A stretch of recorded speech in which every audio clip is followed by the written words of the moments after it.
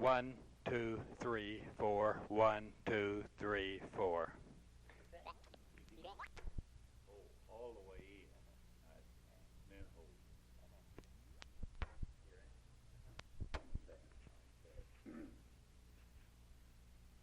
in. This is Milt Phillips recording for the Oklahoma Living Legends Library. The date is January 24th, 1970, and we are recording at the Oklahoma Biltmore Hotel. We are interviewing Harrington Wimberly, who lives in Duncan, Oklahoma.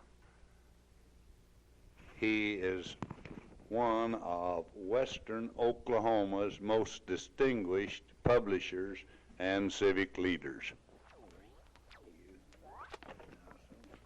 Wimberly's name is, of course, Harrington, but to all of us in the newspaper business, he is known as Harry. Harry, why don't you give us a little bit of an idea about where you were born and that sort of thing, a little biographical sketch. All right, Bill, I'll try not to go into to burden this with details. I was born on June 22, 1901 at Hale Center, Texas. My parents were Mr. and Mrs. J.E. Wimberly of Hagerman, New Mexico. We moved to Hagerman when I was about 3 years of age, and my father opened up a newspaper, the Hagerman Messenger. And I'm frank to say that that operation, as meager and struggling as it was, put me in the newspaper business to stay. I don't know just how old I was when I learned to stick type, but I know that I had to be helped up to the type case. I believe that I could go right now and set a stick of type. I wouldn't be as good as I used to, and I'd turn out a stick every 15 minutes. But I think I would know how to get the job done. I graduated from the Hagerman High School in 1919. I came to the University of Oklahoma on the advice of a high school principal, and I have called myself an Oklahoman ever since. I want to emphasize, Milt, that I say that I'm an Oklahoman, and I don't want it shortchanged or to anything that invented by the late Steinbeck. I entered the School of Journalism shortly in my second year to university. I went to the university with the idea of studying law, but the late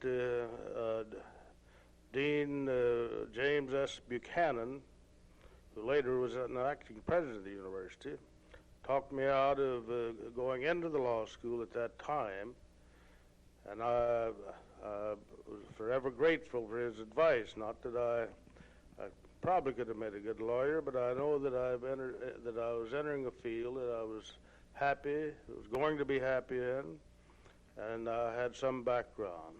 I graduated from the university in 1924. Now that sounds like it was a dropout for a year, but it wasn't. I took light courses for a couple of years because I was working my way through school.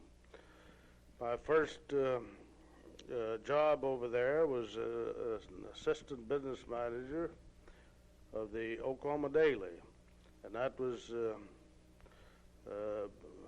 I was a campaign manager for Ennis DeWeese, who later became a Hugo publisher. He won the election as business manager and made me assistant business manager, which meant that I had to hustle the ads. I had to see that the paper got out and distributed, and a lot of other things. My first job after graduating from the university was on the Aldus Times Democrat. Went there in July 1924 Shortly after the late Hutton Bella became publisher of the Aldus Times-Democrat and his companion weekly, the Aldus Plain Dealer. Hutton had purchased 25% interest in the newspaper, and I felt quite flattered that he asked me to come down there and be advertising manager. I was there until March of 1925 when I left to go to Cordell. Had the opportunity to become editor and publisher of the Cordell Weekly Beacon. I was there throughout 25, 26, and 27, and I married one of the most beautiful and charming girls in Cordell, Mirth McCurley. We went back to Aldus on January 1928 when I became a business manager of the Aldus Times-Democrat, which had been converted to a daily newspaper, and also became a part owner. In 1929, July 1929, Hutton Bella sold his interest in the Times-Democrat to Eugene C. Pulham of Lebanon, Indiana, who was putting together a group of newspapers in Oklahoma, which wound up with a total of 7. The Aldus Times-Democrat, the Mangum Star, the Hobart Democrat-Chief, the Alva Review-Courier, the Clinton News, and the El Reno Tribune. In early in 1936, Pulham began to sell off some of the papers, and I bought the Times-Democrat. In fact, I bought it on New Year's Day in 1936. Went in to met Pulham in St. Louis, and we came to terms on the purchase price, and the terms meant about 99% credit. I owned the paper until I sold it in September of 1966. On January 1963, I became owner and publisher of the Duncan Banner, where I am today. Now, Milt, do you want me to start in and cover some things relating to some of my experiences in western Oklahoma? I've got a number of things. I don't want to make it all about Wimberly here. You've got the record of things that I've been involved in the public way, in the private way. I do want to make mention that I was president of the Oklahoma Press Association in July 1937 to June 30, 1938. Okay, Milt. Yes, Harry, I want to ask you about some of those kind of things rather than just asking you to narrate them. I think it will be of more interest to folks who's going to be interested in your activity. I noticed you pointed out that Uncle Buck had quite a little bit of influence on on your university life. You're getting an education. Lots of us remember Uncle Buck as a great educator and educational leader. You later served on the Board of Regents, and I think he was still active. Tell us a little about your service on the Board of Regents at the University of Oklahoma. I was appointed to the Board of Regents by Governor Phillips in 1942, and I served under his appointment until 1943, and I also served by appointment of Governor Robert S. Kerr, 1944, and until October 1945, at which time I resigned when I became a member of the Federal Power Commission and moved to Washington. Mentioning Uncle Buck, as Milt called him, I agree that he was one of the great men that at the University of Oklahoma throughout the years. I do not recall, Milt, I do not believe that Uncle Buck was alive when I was on the board of Regents, but he did have a great influence in my life, and I kept in touch with him.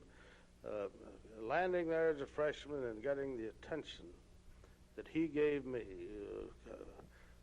coming out of New Mexico, it was really one of the greatest things that ever happened to me. Just the interest that he seemed to take in me, and of course I had history classes on him, and you talk about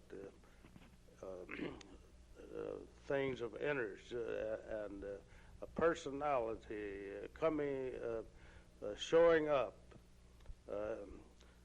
Anyone who didn't have some history courses under Dean Buchanan, they just missed a lot at the university. Oh, yeah. Knowing you as I have over the years, and knowing Uncle Buck as I did when I was in the university, I'm sure he had quite a lot of influence on you over the years, because he had influence on a lot of people at that time.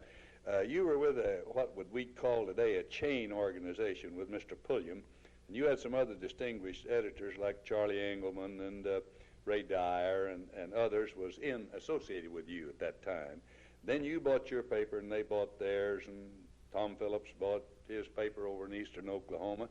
And you folks put together the Oklahoma Press Association, and you recounted a moment ago that you had been its president.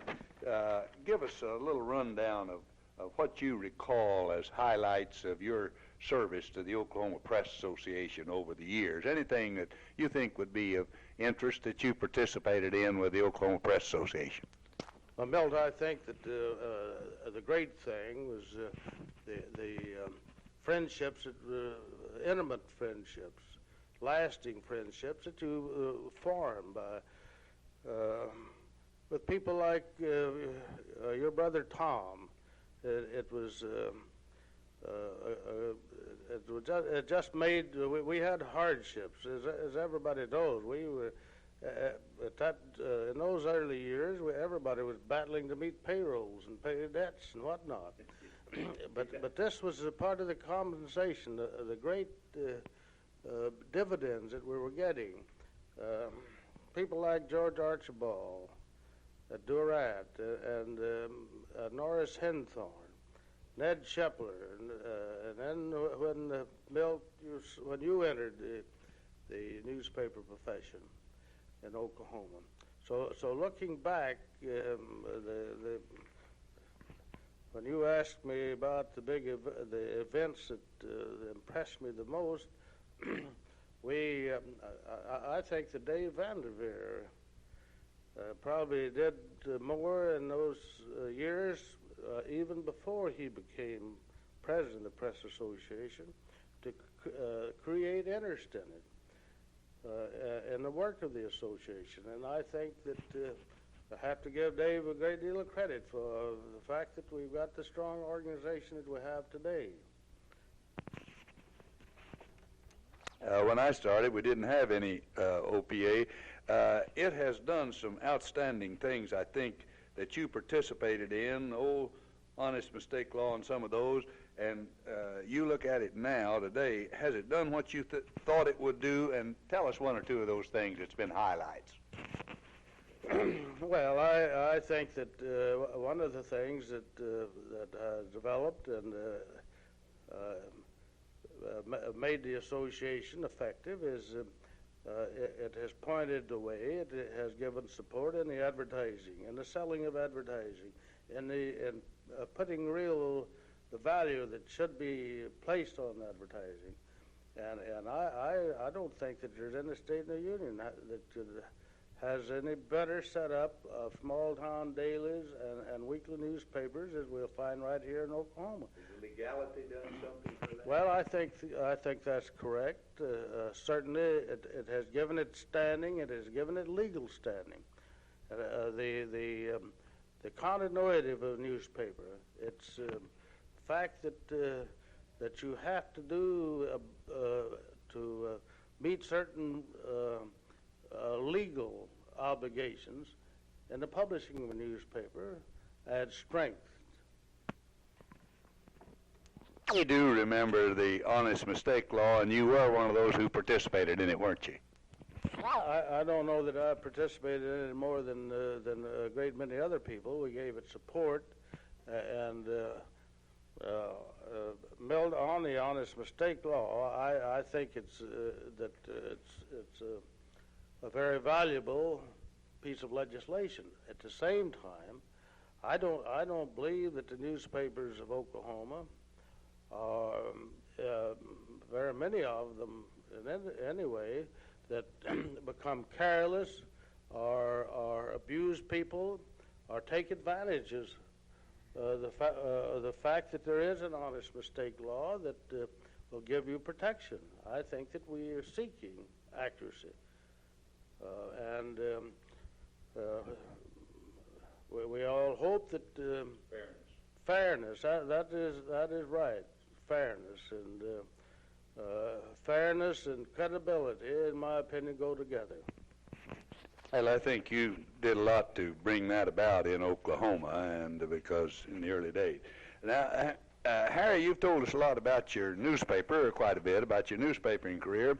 You ran for Congress one time out in the 7th, let's see, I guess it was the 7th then.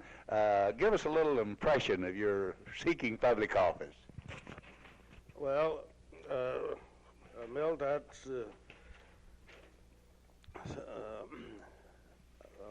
I'm not. I don't know how to just what evaluation I should place on that experience. How did it affect your future? How did it affect what you've done since? Well, I think that one thing, it made me more conscious of the problems of people in public life, and also getting out over the district. Even though now you will recall that was a special election. Mm-hmm. That was an election called after the death of Sam Massengale, and it was a winner take all. And I think we had 7 or 8 candidates in there. I don't know that Milt, I want to point this out clearly. I didn't win the election, and I didn't run last. I wasn't very far from last, but with that many candidates in the field, there was not a great deal of a spread of votes between the top man and the low man. So I'm not at all embarrassed, and I made a great many friends, lasting friends, have been over the district, and well, it's a great experience, but something I wouldn't want to do over. Certainly, being a member of Congress is a great honor and a great responsibility and an opportunity for service. Frankly, I'm very glad that I was not elected, because I think it would have had an impact on my own professional career, and especially the fact that I so strongly believe that a publisher, an owner of a newspaper, and this goes particularly to a small town newspaper, has to be on the job. He has to be with it. I'm not going to say every day of the year, because as you know, I'm away a great many times during the year. I've been engaged in activities that call for my absence from my newspaper, and I not only that, Milt, but I look for opportunities to get away, because I think it's broadening, and I enjoy it. I like to travel, I like to see things, and I like to see people. Do you think your running for office whetted your appetite or gave you any incentive to go back and render service in government like you did for so many years? Well, I think it did. Now, when on this sheet that I sent in, I made mention of the fact that I was a Democratic State Chairman in 44 and 45. Well, I tell you why I happened to be state chairman. It wasn't that I had much reputation as an organizer. It wasn't because I had any particular political. Certainly had no statewide experience politically. It was simply because the governor at the time, Robert S. Kerr, they were needed the chairman. They were going to elect a new chairman of the Democratic State Committee. Why I was tapped, I don't know. I think probably that France Paris, who was close to the governor and who had been state chairman a few years before, decided that, well, I might do the job. And that was a great experience. I wouldn't want to be a chairman of state chairman without the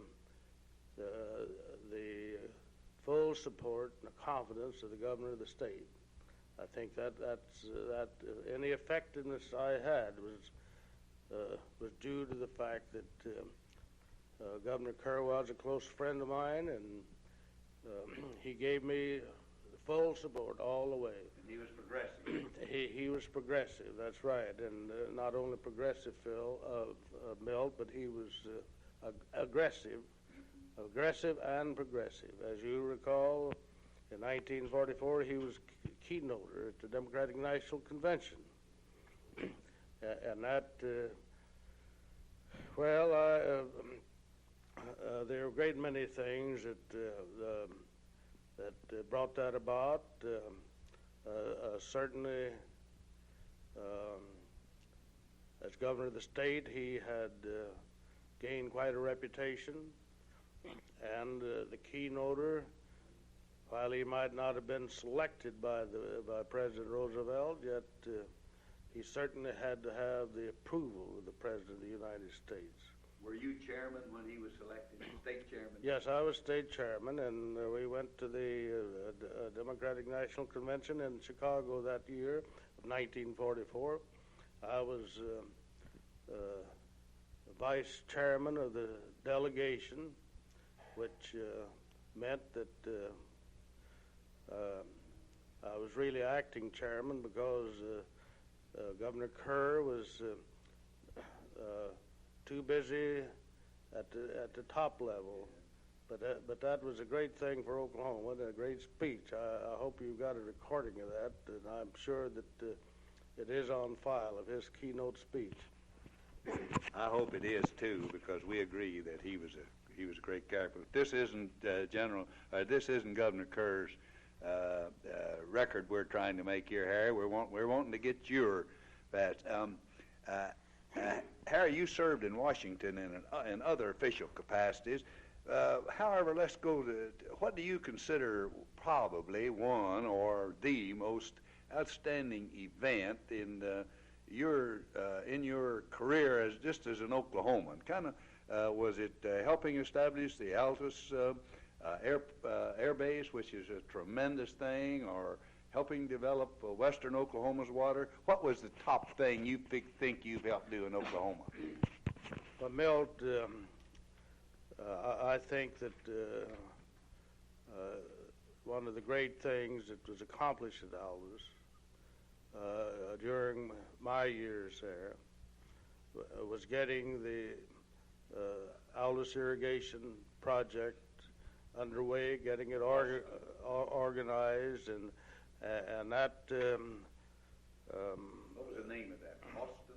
Well, it's a W.C. Austin project. The dam is known as a Lugert Dam. Judge Austin just devoted a great part of his time over a period of 2 years or more without compensation. We couldn't have had it without somebody of his type, somebody who was willing to do all that work. it never could have been brought about. But it took some special legislation at the national level by Congress to get it authorized. The newspaper helped, though, is that Well, true? the newspaper helped, yes, but we did nothing but the job we were supposed to do. I think the newspaper helped. And had it not been for that irrigation project, there never would have been an Altus Air Force Base. Now and I'm just going to give you a little insight, and I'll run this by in a hurry. Judge Austin became a very close friend of Captain Lucius Clay, then Captain Lucius Clay, who was in charge of the U.S. Engineers office at Denison. Through the help of Captain Clay, they got a small amount of money, but enough to get the show on the road. They got $100,000 of flood control money. As you know, Clay moved on up rapidly, and when he retired, he was a four-star general. He and Judge Austin became very close friends. A group of us were in Washington trying to get the old Army Air Corps people to establish after anything we could get in the way of an airfield, a training center. The most that we hoped for was one of the contract primary schools, which didn't amount to too much, and they didn't last long, as you know. Well, we got, when we went over to see one of the members of the site selection board, a colonel by the name of Frederick Von H. Kimball, quite impressive name. He just turned us down flat. He just says, well, I wouldn't think about establishing an air base or an air training school in that country. He said, I've soldiered. I had served at Fort Sill. And he said that is an awful country. It was dusty and it was hot. He said, I wouldn't think about sending our officers down there. Well, of course, that was quite a shock, and we were quite dejected.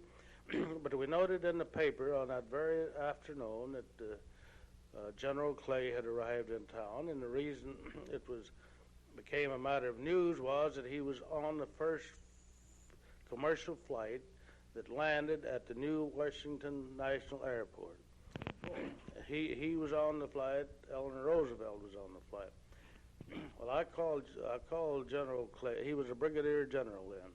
I called General Clay the next morning, and had no idea of seeing him. He invited me over to his office, asked me what brought me to Washington, and I told him. And I asked him if he knew an officer over there by the name of Frederick Von H. Kimball. He said, well, yes, Freddie was a classmate of mine. Then I told him what Freddie had done to us. He said, I'll straighten him out. And he picked up the telephone, and he chatted with Freddie, and he reminded him that there was a delegation of Aldus who'd called on him, and he said, you'd better look into that situation. Those people will do what they say they'll do. And then he made mention of W.C. Austin.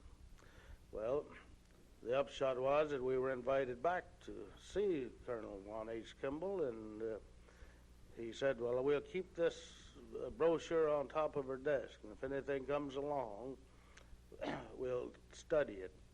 Well, it wasn't but a few days after January 1, 1942, following Pearl Harbor, that they were down there buying land for the Altus Air Force Base, which is now quite a magnificent thing, as you well know. Yeah, I met the colonel a while ago. I believe his name's Smith. That's putting the C-5A at Altus. Of course, now, Wimberly, you're modest about it, but you are considered in Oklahoma the daddy of the Air Force Base there, and you and Robert Kerr, when he became United States Senator, sort of saw that base through some of the problems. Are there any interesting things you can recall that you might want to put on record about retaining the base or its activities?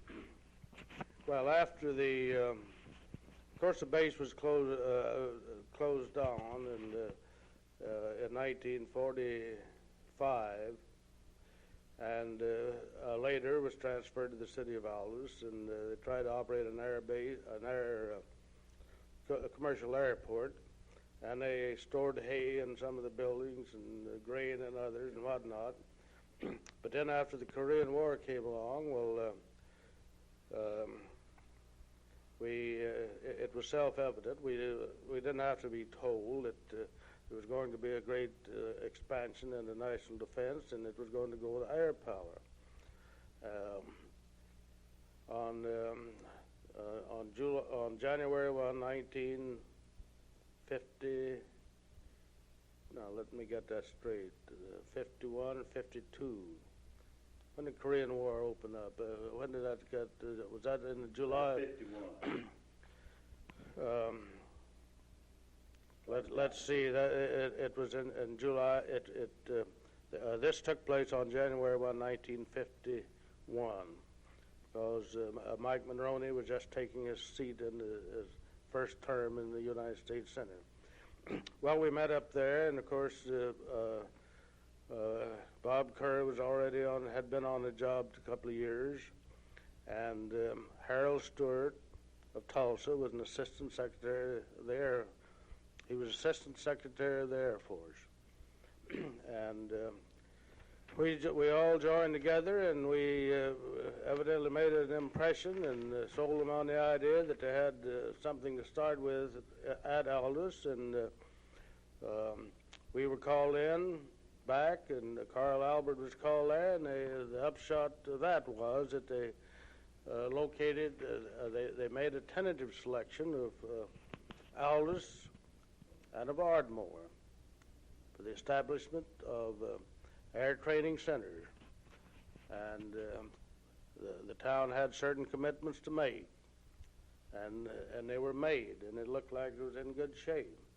But all of a sudden, one morning, we got information from the Pentagon that Aldus and Ardmore had been scrubbed, and that they were going to combine it and make one huge installation at Abilene, Texas. Well, you can imagine that Senator Kerr and Senator Monroney were quite unhappy about it. Now, whether or not, and this is something that Senator Kerr would never say, definitely, but I think he carried his message to the White House. I'm quite sure that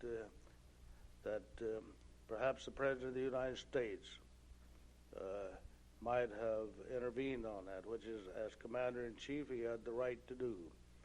And certainly we would never have gotten that that the present installation would never got underway had it not been for Robert S. Kerr. Well, you've mentioned Mr. Austin, and he is now has a niche in Oklahoma's history. Bob Kerr likewise you mentioned him. What other person or persons that you can think of right now, besides Milt and the tribute you paid to her when you started, and certainly she's a wonderful woman. Outside of those three, who do you think's had the most influence on you and your success and your work over the years? Well, Milt, there have certainly been quite a number that I could go right down a list of friends in the newspaper business that have given me encouragement and help throughout the years. Certainly the training that I had under Hutton Bella at Aldus was meant a great deal to me, and that was one of the tragedies of my life. And when Hutton certainly had a crack up, as you will remember. He took his own life, and it was a great tragedy. And nothing could have what caused his mental crack up. I don't know. He was a very intense worker, and he'd had during World War I, he'd had some awfully, I don't think bitter is the correct word, but he was in the middle of it. He had, Some gruesome. he saw many gruesome things. Now, what impact that might have had, I don't know. But he was such an intense worker. He showed that during his years at the university. But anyway, his guidance and the on-the-job training that I really had, although I feel that I'd been in the newspaper business all my life, had been connected with it, exposed to it, but hadn't made the Aldus Times-Democrat into a paper of considerable influence and widespread readership. He was very controversial. He never backed away from a local fight or a state fight of any kind. He went all the way when he decided a course of action, and they knew he was in there. Now coming on, I was associated with Buck Burtis at Clinton. Of course, Buck bought the Clinton News, Clinton Daily News from Mr. Pulham, and later resold it. But Buff and I were more or less in partners in the Aldus operation. And, well, I would certainly have to give Eugene C. Pulham a lot of, he meant a lot to me, not only during the years that I worked for him, and of course I had a very small interest in the overall operation, but even after I bought the paper from him and after I got him paid off, which didn't take too long, I had scratched pretty hard, Milt. Yeah. But we made it. But I've never made a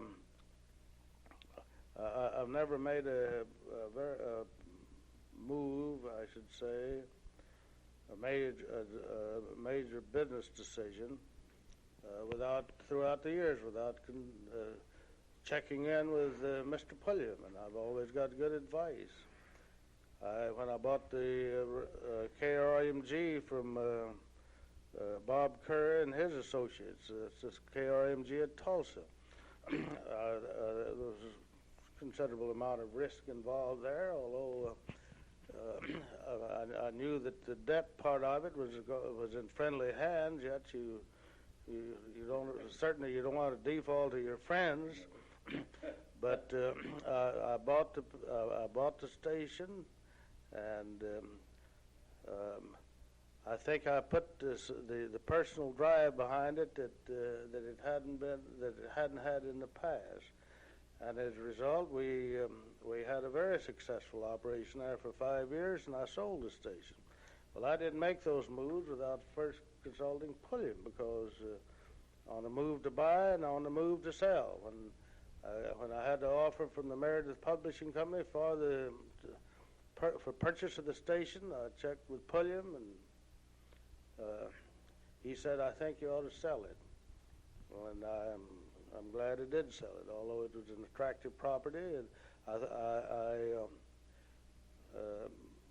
figured that if I kept it, that I would probably move to Tulsa. And I don't mean that I wanted to back away from that, but I felt that I belonged in the short grass country of Oklahoma. You're a short grass. But that was a fine experience at Tulsa. Tulsa's a great city. It's really a great and a beautiful city, Milt. I have a very warm spot in my heart for Tulsa. What was Mr. Pulham's full name? Eugene C. Pulham. Eugene C. Pulham. And his home was Indianapolis. Well, his home originally was in Lebanon, and when he started selling these papers,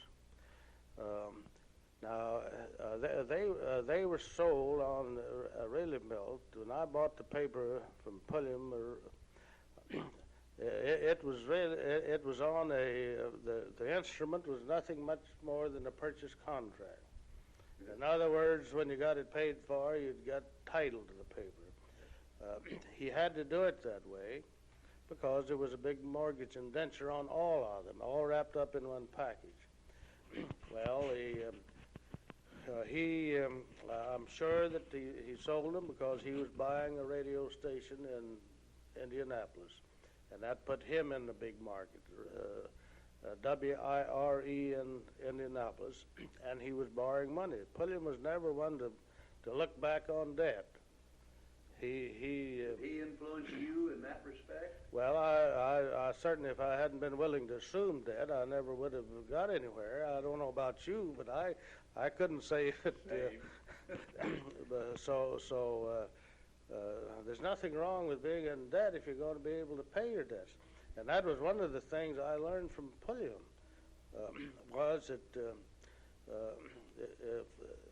the most important thing in the world is that you've got to do when you owe money. You've got to get along with your creditors. You have to maintain their confidence, and that's the thing that I learned from Pulham early. That we couldn't take salaries, we couldn't take bonuses, we couldn't take dividends. The money had to go to the creditors, and that's sound. Well, Mr. Pulham bought WIRE, and then in 1940, he helped me organize the corporation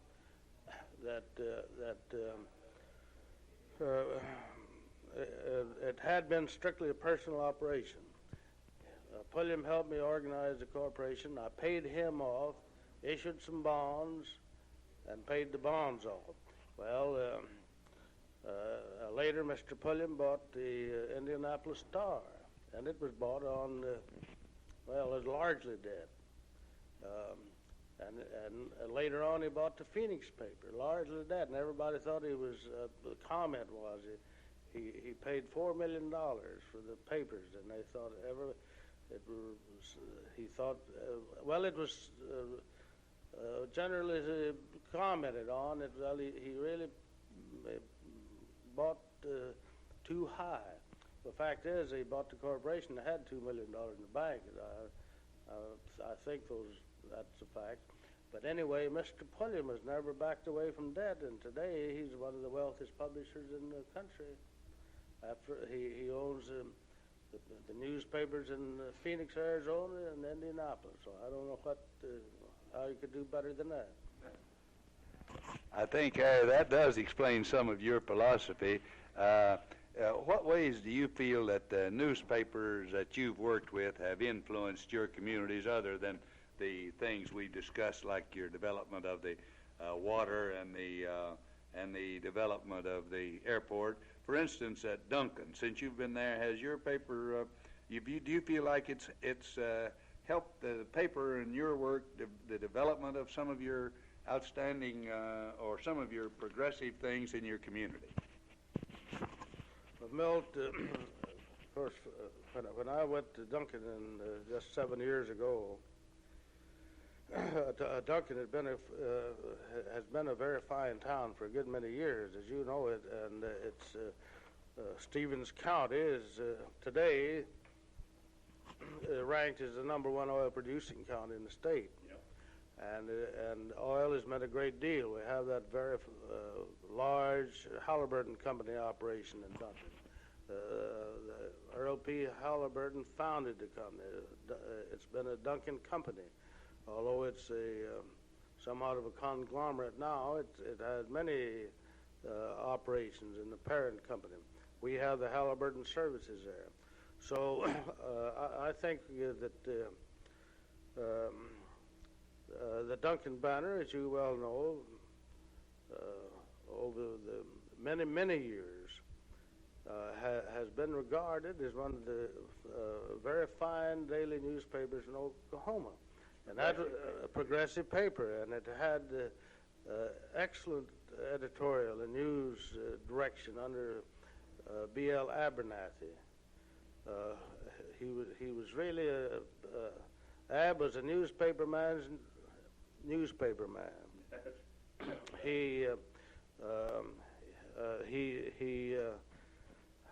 had the highest standards of not only ethics but of the product itself. So what we had to do, we had to make sure that there was no slippage, that the Duncan Banner continued, and I think we've had success. Now, what community things that you've well, done. we have been involved in there's been a considerable development in the past 7 years in Duncan, in the way of expansion of the airport, in the way of expansion of public facilities, and the road development. well, we haven't done very well on that, but I was told yesterday by the director of the Highway Commission, your friend Truman Branscombe, that we're going to have some things coming along. We built a new magnificent high school auditorium that's serving a vital need. The Duncan Banner has certainly been in the forefront on that, as it should be. I don't think that we can toot our horns when we're doing the thing that we're obligated to do. Well, within the town, you've done some fine things, beautified the roads. That go Well, oh through. yes, Tell that's us some of right. that. Well, Did you instigate those? in the no, paper? I can't claim credit for that. We've got a mayor there. It's a good friend of yours, Nolan Fuquay. Yeah. He's been a progressive mayor, and they've the park superintendent that they have is a wealthy man, Phil Milt, and yet he gets up at 5 o'clock in the morning and gets his men out. He's just dedicated, and that's why Duncan shows up so well as you drive 81 through the town.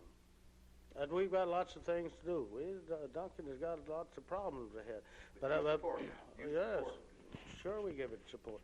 And I take the position that any town that doesn't have a lot to do, any town that's not facing a challenge, any town that the parking ceases to be a problem, it's on the way down. It's only the towns that have problems that are on the way up. They're on the way up if they meet those problems, meet the challenges, and we've had a very excellent city administration since I've been there, and we've had a mayor that's dedicated, and does the paper support him? Oh yes, certainly. As a candidate, do you support him? Well, we can't claim credit for that because he hadn't had an opponent. He's not going to run for re-election this year, and I don't think he should. He's given 6 years of his time, and I think that he properly can say that somebody else ought to take the job. I think you've pretty well answered maybe your philosophy, but just in a few words, what do you think is the responsibility of a newspaper in its community and in its part of the state, for instance, in western Oklahoma?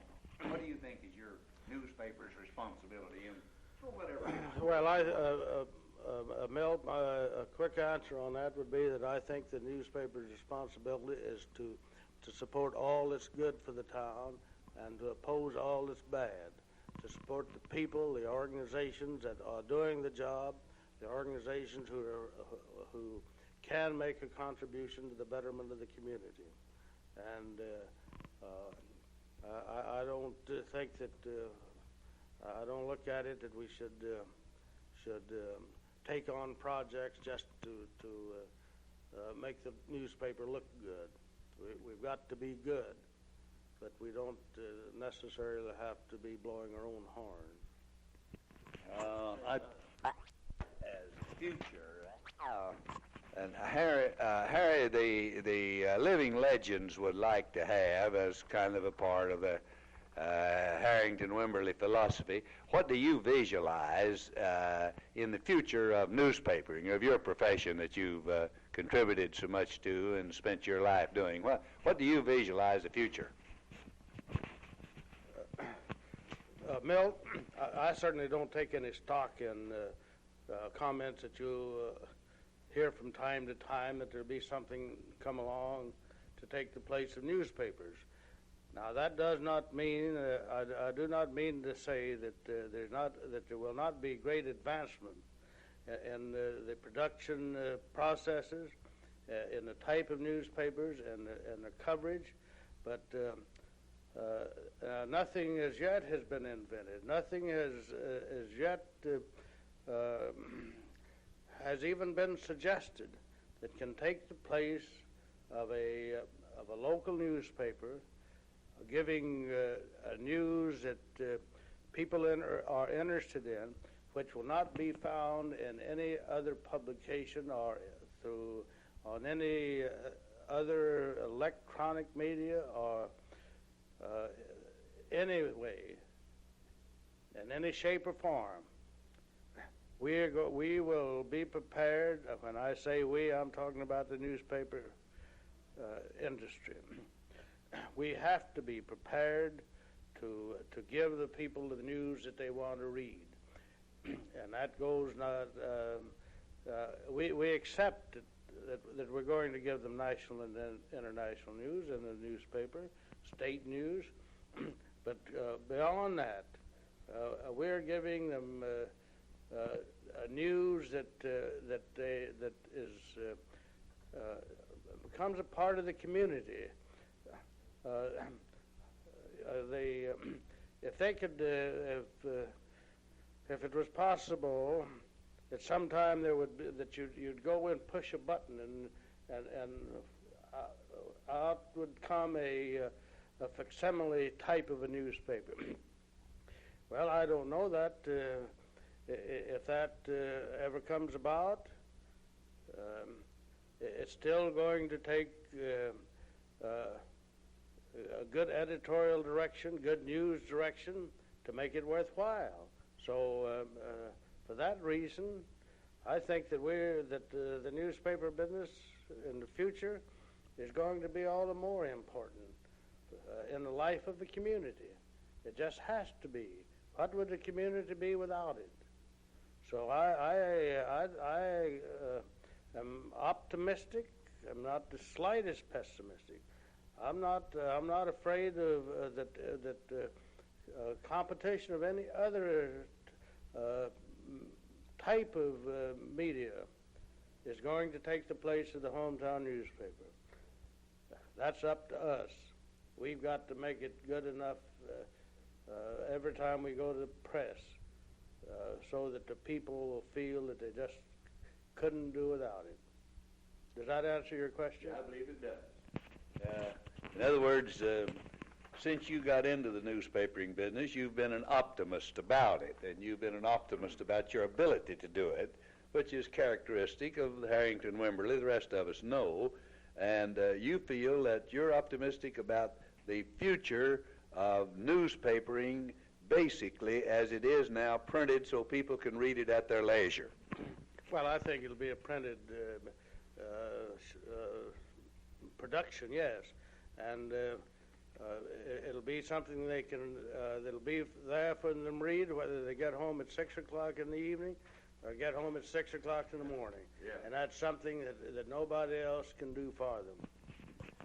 Now, Harry, I always should kind of take your biographical thing there. The things that you've done. Now, I don't even know the name of that board you served on or headed in Washington. I wish you'd put that on this tape, and then put on. And then also, we don't have your family. Now, you have some family that's associated with you in the newspaper business. Put that on here for a kind of a chronological record. Would you do that? I'll do that for a chronological record. Now, this is not my obituary. No, this is not your obituary. All right. Well, now, you asked me some of the things that I've been associated with, and in Oklahoma. Here's one that certainly gave me a great deal of pleasure, and in this, and that is, for a number of years I was a director and president of the Oklahoma Society for Crippled Children. I was president of that organization for 10 years. That gave me a close association for a number of years with the late Lou Wentz, who was one of the very prominent citizen of Oklahoma. He's been dead now 10 or 12 years, hasn't he? But you differed with him politically. Oh, yes, I differed politically, but nevertheless, he was always good-natured about it. And as I think I told you about my service as a member of the University of Oklahoma Board of Regents, I was appointed public interest director of the Federal Home Loan Bank of Topeka in 1945, and I served on that board for 10 years. The president of the Federal Home Loan Bank in Washington made the appointment, and that was quite an interesting experience. And the Topeka Bank serves the states of Kansas, Oklahoma, Nebraska, and Kansas, Oklahoma, Nebraska, and Colorado. So that gave me, I made a great many friends over those 4 states. And I've already told you that I was chairman of the Democratic State Central Committee for a couple of years.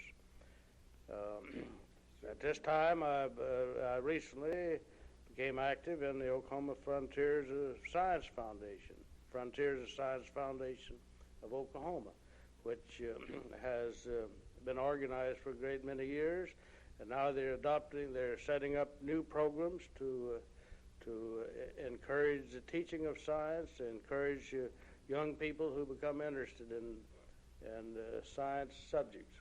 You're an officer, aren't you? I'm vice president. I don't know who picked me on that, but now about the family. We have 2 daughters. One is our older daughter, Janice, who is married to Al Ruby, and that's spelled H-R-U-B-Y, as you well know. And they have 2 children, daughter Allison, age 10, and John, age 6. Now they'll be that old on the next birthday. And our younger daughter, Mary Margaret, is married to Dr. Philip Dignan, and they're living in Tulsa. They have 2 children, Sarah and David. Well, as you well know, I was associated with my brother Frank Wimberly for a good many years at Aldus. During the time that we lived in Washington, he was general manager of the Aldus Times Democrat, and also we were partners in the radio business. We organized, put